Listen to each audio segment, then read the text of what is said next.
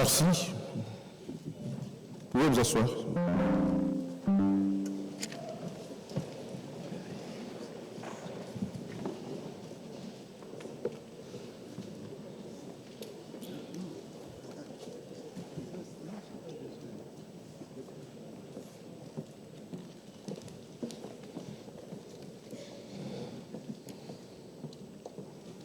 Honorable Président de l'Assemblée nationale de la République démocratique du Congo, Président Aimé Boji Sangara, Honorable Président du Sénat de la République démocratique du Congo, Honorable Jean-Michel Samaloukonde, Honorable Président Abdo Sikié Dirié, vice-président du comité exécutif de l'Union parlementaire africaine UPA et représentant du président du comité exécutif de l'UPA, honorable président et chef des délégations du Parlement de l'Union parlementaire africaine, honorable membre des bureaux de l'Assemblée nationale et du Sénat de la République démocratique du Congo, honorables députés, honorables sénateurs,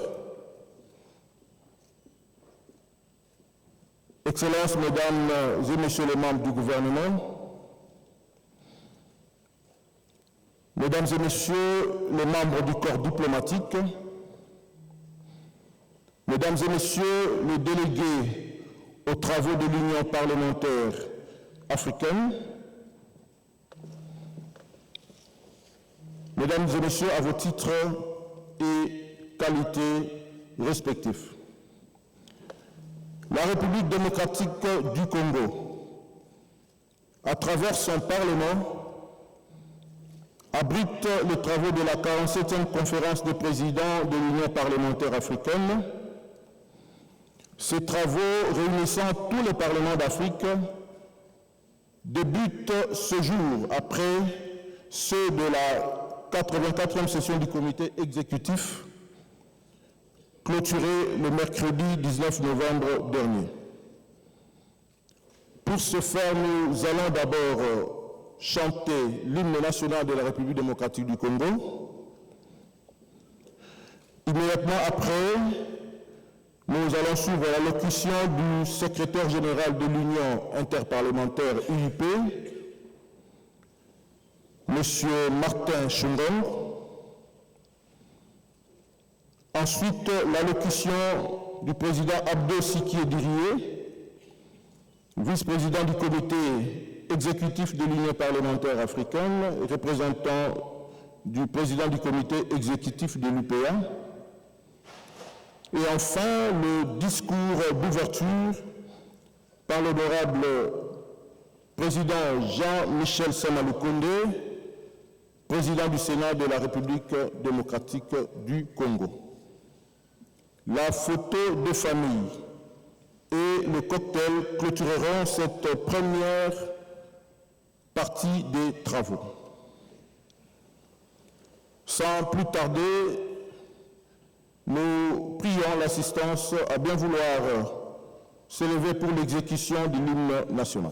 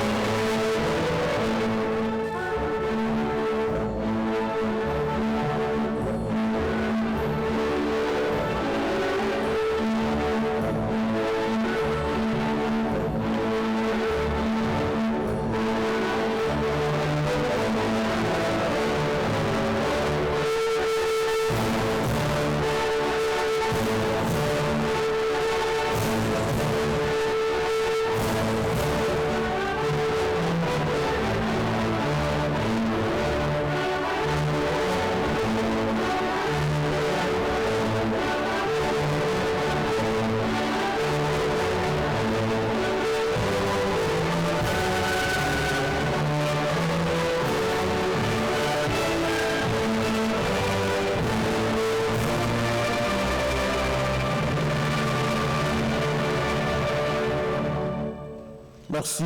Priez à vous asseoir.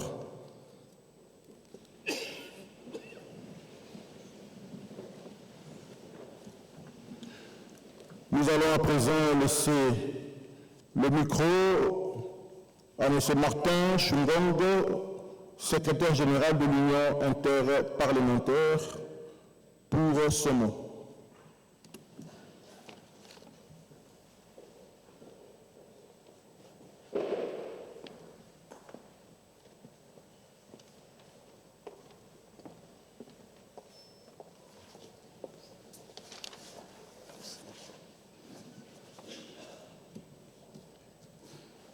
Merci beaucoup, Monsieur le directeur des cérémonies, Excellence, Monsieur le Président du Sénat de la RDC, Excellence, Monsieur le Président de l'Assemblée nationale de la RDC, à qui j'adresse mes félicitations à l'occasion de son élection au perchoir de ce prestigieux pays.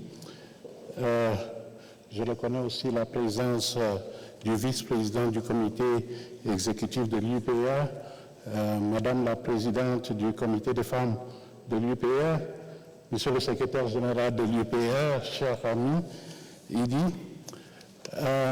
honorables membres des deux bureaux de l'Assemblée nationale et du Sénat, distingués délégués, Excellences, Monsieur, Madame le corps diplomatique, c'est un grand honneur et un grand plaisir pour moi de me retrouver une fois de plus ici à Kinshasa, ayant séjourné ici il y a moins de mois à l'occasion d'une mission que je viens d'effectuer dans ce beau pays.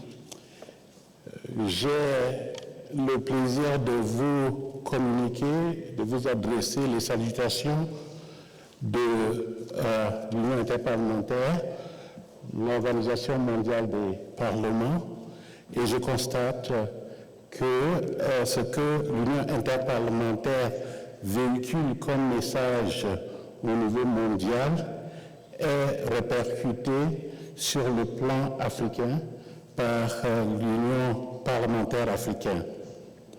Je souhaite aussi adresser mes félicitations aux hôtes de cette conférence, le Parlement congolais ainsi que l'Union parlementaire africaine. Je les félicite d'avoir réuni beaucoup de monde issu de la sphère parlementaire africaine ici à Kinshasa. Ce rassemblement de leaders parlementaires n'est pas une simple formalité, il s'agit plutôt de l'affirmation de notre conviction commune que le dialogue, la coopération et la solidarité entre les parlements sont essentiels pour relever les défis de notre époque. Les thématiques inscrites à l'ordre du jour de cette conférence, notamment la paix,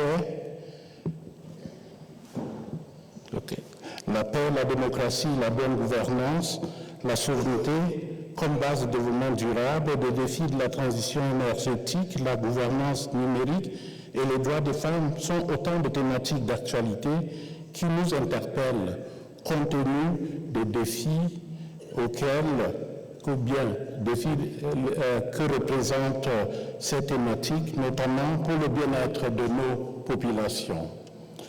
La bonne gouvernance, la démocratie et la paix sont trois piliers qui, loin d'être des concepts abstraits, constituent des conditions nécessaires à la stabilité, la souveraineté et au développement. Sans elles, aucune nation ne peut espérer répondre aux attentes légitimes de sa population. Avec elles, tout devient possible.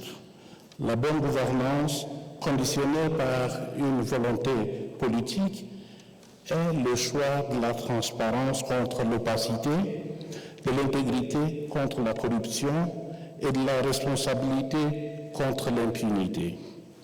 Ce choix, ce sont les parlements qui doivent le vouloir, le faire et le porter jusqu'à sa pleine exécution. Parce que c'est vous qui fixez les règles du jeu, c'est vous qui contrôlez l'action du gouvernement, c'est vous qui garantissez l'équilibre des pouvoirs.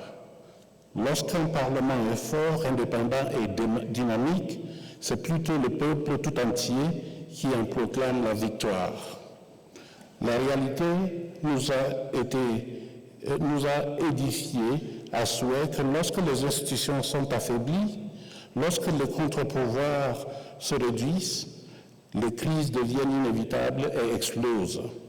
Mais lorsque les institutions sont solides, leur résilience les immunise et les propulse même en temps de tension. Tout en plaidant pour des institutions fortes, je voudrais toutefois nuancer mes propos en ceci qu'elles ne constituent pas elles seules la panacée. En effet, les institutions, aussi bien conçues soient-elles, ne peuvent jouer pleinement leur rôle que si elles s'appuient sur une culture citoyenne consensuelle, une volonté collective d'accorder la primauté et la priorité à l'intérêt général et une confiance profonde à l'avenir de notre cher continent, l'Afrique. Il est primordial de cultiver cette foi en nous-mêmes, y compris à notre jeunesse, nos talents, notre créativité, notre capacité millénaire à innover et à transformer notre réalité selon les besoins et les souhaits de nos populations. Nous le savons fort bien, personne d'autre que nous-mêmes ne fera la promotion de nos valeurs, gage de notre respect par nos interlocuteurs. L'Afrique se rénovera de l'intérieur pour compter davantage à l'extérieur.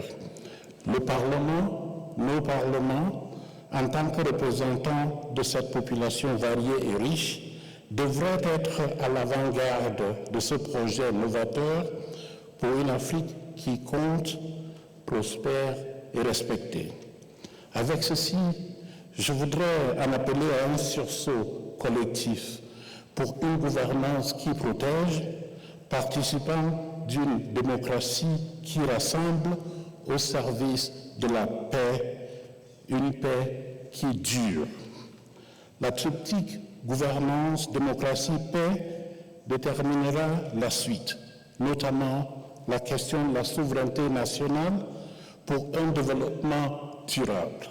À ce propos, je salue le choix qui a été porté par les organisateurs sur la transition énergétique et le développement des énergies renouvelables en Afrique. Il s'agit là d'un thème qui est cher aux nations africaines, qui aspirent à devenir résilientes face au changement climatique et à prendre en charge leur développement durable. En effet, l'Afrique se trouve à un carrefour inédit. Abritant certaines ressources énergétiques renouvelables parmi les plus précieuses du monde, le continent a le potentiel de conduire la transformation mondiale vers les énergies propres. Cette transition n'est pas une simple question d'équilibre entre l'économie et la technologie, c'est également une question de gouvernance, de justice et de vision à long terme. Et ce sont les parlements, par leur fonction de législation et de contrôle de l'action gouvernementale, ainsi que leur autorité budgétaire, qui constituent l'épine dorsale de cet effort. Je me permets à ce sujet d'interpeller les présidents de parlement réunis ici, afin que vous puissiez continuer d'impulser l'action de vos parlements. En tant que leader de votre Parlement, c'est vous qui devez donner le ton au dialogue politique. C'est vous qui élaborez les programmes parlementaires, c'est vous qui devez jouer un rôle central en veillant à ce que les questions climatiques et énergétiques reçoivent toute l'attention dont elle a besoin au sein de la population. Votre leadership contribue à bâtir un consensus qui dépasse les clivages politiques et permet de garantir que les objectifs de développement durable guident les décisions sur la transition énergétique et la protection de l'environnement à court et à long terme. Cette considération est étroitement liée au second thème de notre réunion, la consolidation de la souveraineté nationale pour un développement durable. Aujourd'hui, la véritable souveraineté n'existe pas en tant que telle, mais elle est liée à la capacité d'une nation à trouver sa propre voie en matière de développement, à gérer ses ressources de façon responsable et à veiller à ce que les décisions prises à l'intérieur de ses frontières favorisent le bien-être de son peuple. Parallèlement, la souveraineté ne pourra être sauvegardée que par un engagement constructif accru au-delà des frontières nationales. Une telle approche nécessite de nouer des partenariats, d'échanger des connaissances et de coopérer pour relever les défis qu'aucun pays ne saurait relever à lui tout seul. Les parlements renforcent la souveraineté, d'une part en maintenant la transparence, en protégeant les ressources naturelles et en examinant les accords internationaux, et d'autre part en établissant les fondements juridiques qui permettent à leur pays de bénéficier de la coopération internationale tout en veillant à ce que les priorités nationales soient prises en compte. Des parlements forts, informés et dotés de moyens sont plus à même de prospérer dans un monde interconnecté et contribuent à renforcer la souveraineté nationale. Monsieur le Président des deux chambres du Parlement, la RDC, distingués participants, je voudrais dire qu'aucun Parlement, quelle que soit sa capacité, ne peut relever à lui seul les défis de la transition énergétique ou de la durabilité. Cependant, grâce au partage d'expériences et au renforcement de la solidarité régionale, les parlements africains peuvent accélérer les processus et les progrès et s'exprimer d'une même voix forte sur la scène internationale. L'Union interparlementaire est heureuse de pouvoir accompagner les parlements africains dans cette démarche. Au fil des ans, l'Union interparlementaire a élargi ses activités en Afrique afin d'aider les parlements à renforcer leur capacité à légiférer efficacement sur les questions climatiques et environnementales, à assurer le suivi des engagements nationaux en matière de climat et à soutenir le développement des énergies renouvelables. Nous organisons des formations nationales et régionales afin de fournir des conseils techniques et des outils au Parlement en vue d'élaborer des lois vigoureuses sur le climat et l'énergie. Nous mettons en place des parlements qui veulent travailler en relation avec les plus grands experts mondiaux en matière de changement climatique afin de permettre aux parlements et parlementaires d'avoir accès à des connaissances scientifiques de pointe et aux bonnes pratiques. En dotant les parlements de ces informations, nous leur permettons de prendre ces décisions de façon éclairée et d'élaborer des législations efficaces et d'en contrôler la mise en œuvre. Notre action en Afrique comme dans d'autres régions, est guidée par un principe simple. Un Parlement fort conduit à une nation forte. Le leadership du continent ne saurait se passer de parlements africains forts pour bâtir un avenir durable et souverain. Honorable Président du Parlement, je vous encourage à réfléchir aux immenses potentialités qui s'offrent à vous. De nombreux pays africains sont déjà devenus des leaders en matière d'innovation dans le domaine des énergies renouvelables. Une telle tendance peut se décliner dans tous les pays du continent. L'Union interparlementaire reste disposée à continuer de soutenir vos travaux, à collaborer avec votre Parlement pour le renforcement en tant qu'institution et à porter votre voix collective. Ensemble, nous pouvons contribuer à faire en sorte que la transition énergétique devienne non seulement une source de croissance économique, mais aussi un fondement de la justice, la dignité et de la souveraineté sur l'ensemble du continent. Sur ce, je voudrais conclure mes propos par renouveler le vœu de nous voir continuer à avancer ensemble dans un esprit de coopération, de solidarité et de responsabilité. Oui, ensemble, cultivons la promesse d'une gouvernance voulue répondant aux besoins de nos populations, consolidons la démocratie, une démocratie inspirée de nos valeurs, promouvons une paix, osmose la coexistence pacifique de nos populations diverses.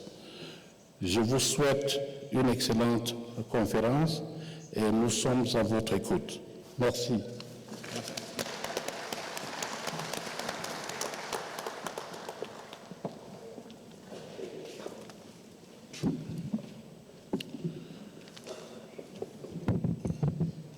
Nous sollicitons à présent votre aimable attention pour suivre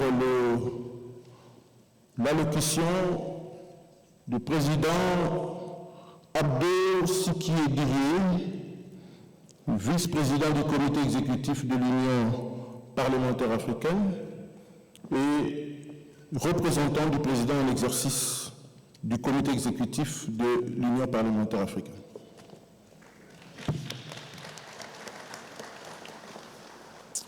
Merci. Excellence, Monsieur le Président de l'Assemblée nationale de la République démocratique du Congo. Excellence, Monsieur le Président du Sénat, très honorable Président des membres du comité exécutif, Monsieur le Secrétaire général de l'Union générale parlementaire, excusez-moi, Monsieur le Président du Sénat. Je m'excuse. Monsieur le directeur du cabinet du chef de l'État, Monsieur le gouverneur de la ville de Kinshasa, Excellences, Mesdames et Messieurs les membres du corps diplomatique, Mesdames et Messieurs les experts parlementaires, distingués invités, Mesdames et Messieurs, Assalamu alaikum wa rahmatullahi wa barakatuh. L'Afrique écrira sa propre histoire et elle sera au nord comme au sud du Sahara une histoire de gloire et de dignité. Cette pensée de Patrick Emery Lumumba reste encore d'actualité et résonne en nous comme une invitée pour une Afrique unie, solidaire et résolument tournée vers le progrès. Je voudrais, après avoir eu ces mots pour ces grands panafricanistes, saisir cette tribune que m'offre la 47e conférence de l'Union parlementaire africaine pour exprimer au nom de notre Union et à mon nom personnel notre profonde gratitude à son Excellence M. Félix Antoine Tshisekedi, président de la République démocratique du Congo, pour son leadership éclairé, son attachement au dialogue, à la démocratie et à la paix. J'adresse aussi nos vifs et sincères remerciements au gouvernement, au Parlement et à l'ensemble du peuple frère de la République démocratique du Congo pour l'accueil particulier, chaleureux, réservé aux délégations parlementaires et pour toutes les marques d'attention dont nous sommes l'objet depuis que nous avons foulé le sol de ce grand et très beau pays, le Congo démocratique. Je voudrais, à votre nom, à tous, présenter nos chaleureuses félicitations à son Excellence M. Aimé Boji Sankara, nouvellement élu président de l'Assemblée nationale de la République démocratique du Congo, nous lui souhaitons plein succès dans l'exercice de son mandat. Honorables parlementaires, distingués invités, Mesdames et Messieurs, le continent africain est à la croisée des chemins et le thème choisi pour cette 47e conférence reflète nos préoccupations quotidiennes et notre souci constante de donner à l'Afrique les principaux leviers de son développement. S'agissant du premier thème qui porte sur les défis de la transition énergétique et du développement des énergies renouvelables en Afrique, nous avons estimé que notre continent s'érige en ressources naturelles et en potentiel solaire, hydraulique, éolienne et géothermique demeure encore à la traîne alors qu'il devrait plutôt être la locomotive mondiale en exploitant et en transformant rationnellement cet incommensurable mal. Avec le potentiel économique, les ressources afférées dans divers domaines que possède l'Afrique, nous avons mené des réflexions profondes pour que l'Afrique demeure au cœur de la transition mondiale vers des énergies propres. Pour cela, nous misons sur la République démocratique du Congo avec son immense potentiel hydroélectrique, notamment le fleuve Congo, pour qu'elle joue le rôle pilier de cette révolution énergétique. Pour ce qui est du second thème, axé sur la consolidation de la souveraineté nationale pour un développement durable, je voudrais emprunter le mot souveraineté pour interpeller les participants qu'il ne s'agit pas d'un slogan. La souveraineté, c'est la capacité pour un peuple à décider librement de son destin, à exploiter ses richesses au bénéfice de ses enfants, à choisir ses alliances dans le respect de ses valeurs et de ses intérêts. C'est vous dire que sans souveraineté politique et économique, il ne peut y avoir ni paix durable, ni développement réel. Enfin, le troisième thème relatif à la bonne gouvernance du numérique au service des droits de la femme doit nous interpeller tous, car le numérique peut être un formidable levier d'émancipation, d'accès à l'éducation, à l'emploi, à la participation politique. Nous vivons ces exploits au quotidien. Par conséquent, il doit être gouverné de façon éthique, inclusive et respectueusement des droits humains, afin que les femmes africaines ne soient pas seulement utilisatrices, mais actrices et bénéficiaires à part entière de la révolution numérique. Honorables parlementaires, distingués invités, Mesdames et Messieurs, en énumérant tous ces défis, il est rappelé à notre conscience que la diplomatie parlementaire a un rôle crucial à jouer dans un monde de plus en plus fragmenté. Les parlementaires sont des espaces de dialogue, de médiation et de légitimité démocratique. L'Union parlementaire africaine, à travers ses programmes, ses résolutions et ses initiatives, s'efforce de promouvoir la paix, la démocratie, la bonne gouvernance, la justice sociale et la coopération entre les peuples africains. Nous devons continuer à défendre les principes sacro-saints de la démocratie et bâtir des ponts entre les nations plutôt que des murs entre les différences. Honorables parlementaires, distingués invités, Mesdames et Messieurs, notre organisation demeure convaincue que le progrès de l'Afrique passera par ses institutions représentatives, par des parlementaires forts, transparents, inclusifs et engagés au service du bien commun.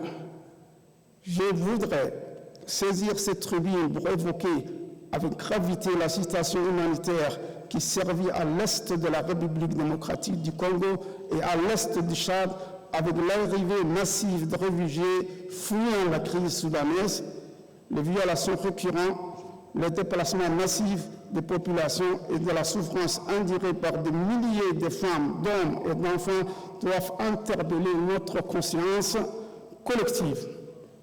Les parlementaires africains que nous sommes réunis ici à Kinshasa, ne pouvons ni ignorer ni rester indifférents face à cette stratégie.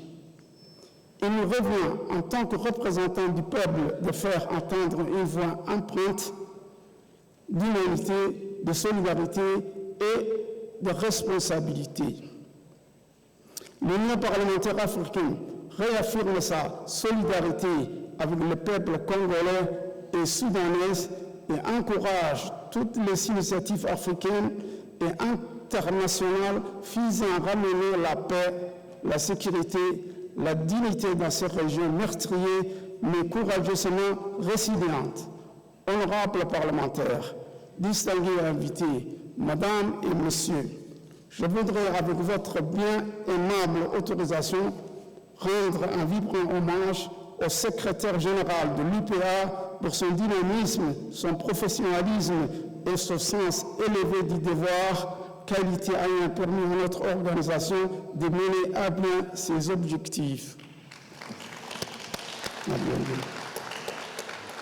Pour finir, je réitère nos sincères remerciements au président de la République, au gouvernement, au Parlement et au peuple congolais tout entier pour accueillir exceptionnellement et l'organisation parfaite de cette conférence. Que cette 45e conférence de l'Union parlementaire africaine soit l'occasion de renforcer nos liens, d'approfondir notre solidarité et d'inspirer des solutions concrètes aux défis de notre temps. Je forme le vœu que nos travaux soient féconds, que nos débats soient empreints d'écouter et de respecter mutuellement et qu'ils contribuent à écrire une nouvelle page de l'histoire de notre continent, celle d'une Afrique souveraine, innovante, unie et fière d'elle-même. Je vous remercie de votre attention. Voilà le discours du président du comité exécutif.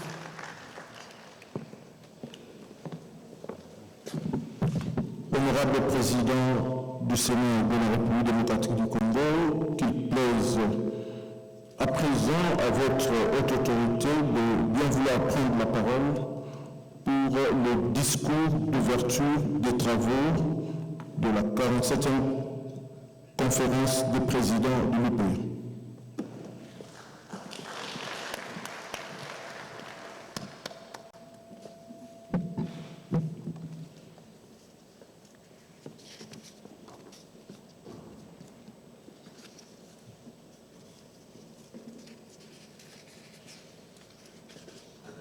Honorable président de l'Assemblée nationale et distingués collègues, Excellences, Monsieur le vice-président du comité exécutif de l'Union parlementaire africaine, Monsieur le secrétaire général de l'Union interparlementaire, UIP, Madame la Première ministre, chef du gouvernement ici représentée, honorables membres des bureaux de l'Assemblée nationale et du Sénat, Excellences, Mesdames et Messieurs les chefs des délégations des assemblées parlementaires nationales africaines, honorables députés nationaux et sénateurs, Monsieur le secrétaire général de l'UPA, Madame la présidente du comité des femmes de l'UPA, Mesdames et Messieurs les ambassadeurs et chefs des missions diplomatiques et représentants du système des Nations Unies, de l'Union africaine et des organisations internationales, Mesdames et Messieurs, distingués invités en vos titres et qualités respectifs. Au nom de mon estimé collègue, Aimé Boji Sangara, président de l'Assemblée nationale, à celui de l'ensemble des parlementaires de la République démocratique du Congo et au mien propre, j'ai l'honneur et le privilège de vous souhaiter la bienvenue à Kinshasa, capitale de notre pays, à l'occasion de la tenue de la 47e conférence des présidents des assemblées parlementaires nationales de l'Union parlementaire africaine, UPA en sigle. Je saisis cette occasion pour vous transmettre les salutations et le message de paix de son Excellence Félix-Antoine Tshisekedi Tshilombo, président de la République démocratique du Congo, chef de l'État, à l'ensemble des délégations venues participer à cette conférence, ainsi qu'à leurs pays respectifs. Il souhaite que les présentes assises soient porteuses d'idéaux de justice, de solidarité et de progrès. Le monde, en général, traverse des mutations profondes, telles que la recomposition des alliances, les tensions géopolitiques, l'instabilité économique et de nouvelles fractures sociales.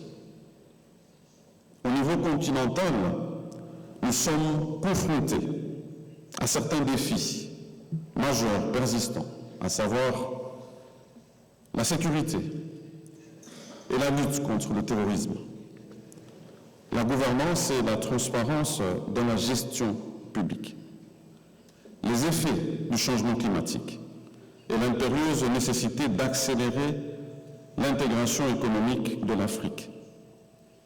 Face à ces enjeux, notre rôle en tant que Parlement est d'insuffler une dynamique nouvelle pour garantir la paix, la stabilité, la justice sociale et le développement durable. La diplomatie parlementaire doit donc devenir un instrument de prévention et de médiation, en créant des passerelles entre peuples et institutions, au-delà des tensions politiques. Elle doit devenir cet outil de coopération transfrontalière, notamment dans la lutte contre le terrorisme, les groupes armés, les crimes organisés et l'exploitation illégale des ressources naturelles. Excellence, Monsieur le vice-président du comité exécutif de l'Union parlementaire africaine, Excellences, Mesdames et Messieurs les chefs de délégation des assemblées parlementaires nationales de l'Afrique, Mesdames et Messieurs distingués invités, cette rencontre se déroule dans un contexte particulier, marqué en République démocratique du Congo par l'occupation d'une partie de son territoire par l'armée rwandaise et ses supplétifs d'AFC M23. En effet, depuis près de 3 décennies, un génocide silencieux se déroule dans la partie est de notre pays. Les conséquences de ce qui s'y déroule sont désastreuses. Des millions de morts, près de 7 millions de déplacés, des femmes et des enfants pris pour cible, des villages rayés de la carte, des générations sacrifiées. Le Parlement de la République démocratique du Congo appelle, dans le cadre de la diplomatie parlementaire, à la solidarité des parlements d'Afrique ici réunis, en vue de soutenir les différents processus de paix, notamment celui de Washington entre la République démocratique du Congo et le Rwanda, et celui de Doha entre le gouvernement et l'AFC M23.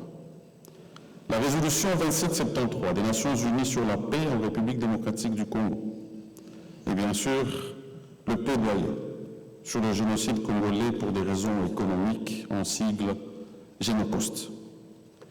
Il importe donc que tous ensemble nous puissions transformer nos parlements en véritable laboratoire de solutions adaptées aux réalités africaines.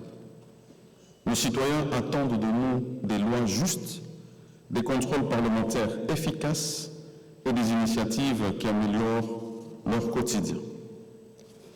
Depuis sa création, l'Union parlementaire africaine demeure un cadre d'échange privilégié et une plateforme stratégique pour l'harmonisation des actions parlementaires en lien avec l'Union africaine et d'autres organisations régionales et internationales. La République démocratique du Congo, qui accueille cette conférence, réaffirme son engagement indéfectible à soutenir le rôle de l'UPA dans la défense des valeurs démocratiques, la promotion de l'état de droit et les réalisations des objectifs de développement durable, particulièrement en rapport avec la thématique de cette 47e session. À travers cette conférence, nous sommes appelés à formuler des recommandations fortes et des engagements clairs autour des piliers ci-après. Le renforcement de la coopération interparlementaire afin de prévenir les conflits et promouvoir la stabilité institutionnelle. La préservation de la paix et de la sécurité régionale en s'appuyant sur des mécanismes africains de médiation et d'alerte diplomatique et préventive. La promotion de la jeunesse africaine par leur intégration dans la gouvernance, l'innovation, l'entrepreneuriat et la transformation numérique. La valorisation du leadership féminin par des lois ambitieuses qui garantissent des quotas pertinents, des politiques publiques inclusives et un soutien accru au Forum des femmes parlementaires de l'UPA. La consolidation d'une diplomatie sud-sud pour favoriser des partenariats équitables, durables et de libération entre les nations africaines. L'engagement pour une Afrique souveraine est capable de prendre son destin en main, de protéger ses ressources, de parler une seule voix, d'assumer pleinement sa place dans le concert des nations. Honorable Président de l'Assemblée nationale et distingués collègues, Excellence Monsieur le Vice-président du Comité exécutif de l'Union parlementaire africaine, Monsieur le Secrétaire général de l'Union interparlementaire, Madame la Première ministre, chef du gouvernement ici représentée, honorables membres des bureaux de l'Assemblée nationale et du Sénat, Excellences, Mesdames et Messieurs les chefs des délégations des assemblées parlementaires nationales africaines, honorables députés nationaux et sénateurs, Monsieur le secrétaire général de l'UPA, Madame la présidente du comité des femmes de l'UPA, Mesdames et Messieurs les ambassadeurs, chefs de mission diplomatique et représentants du système des Nations Unies, de l'Union africaine et des organisations internationales. Mesdames et Messieurs distingués invités en vos titres et qualités respectifs. Notre souhait est que Kinshasa, capitale de la République démocratique du Congo, et cœur battant de l'Afrique, soit aujourd'hui un carrefour de dialogue pour le renouveau démocratique et un tremplin de décisions porteuses d'avenir pour notre continent. Que vive la solidarité africaine, que vive l'Union parlementaire africaine, que vive la coopération entre les nations, que vive l'Afrique souveraine, digne et prospère. Sur ce, je déclare ouverts les travaux de la 47e conférence des présidents des assemblées parlementaires nationales de l'Union parlementaire africaine et je vous remercie.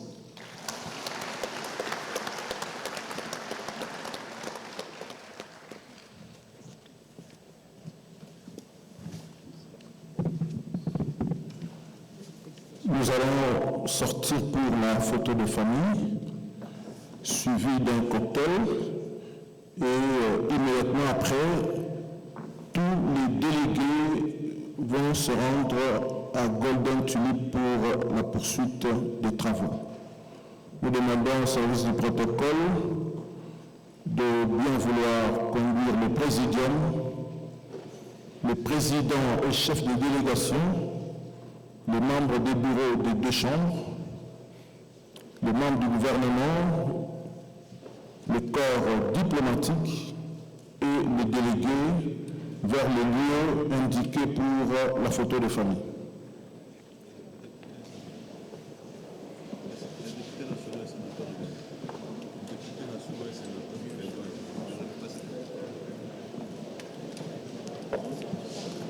Ils vont sortir.